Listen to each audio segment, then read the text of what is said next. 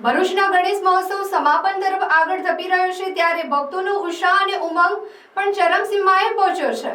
ભક્તિસભર માહોલમાં ભરૂચ શહેર સહિત ગ્રામ્ય વિસ્તારમાં ગણેશ મહોત્સવમાં સંધ્યા આરતી, અન્નકૂટ જેવા વિવિધ ધાર્મિક કાર્યક્રમોના આયોજનો ગણેશ મહોત્સવમાં આયોજકો દ્વારા થઈ રહ્યા છે, જેમાં રાજકીય અગ્રણીઓ સહિત વિવિધ આગેવાનો ઉપસ્થિત રહી શ્રીજી ભક્તિમાં લીન થઈ રહ્યા છે।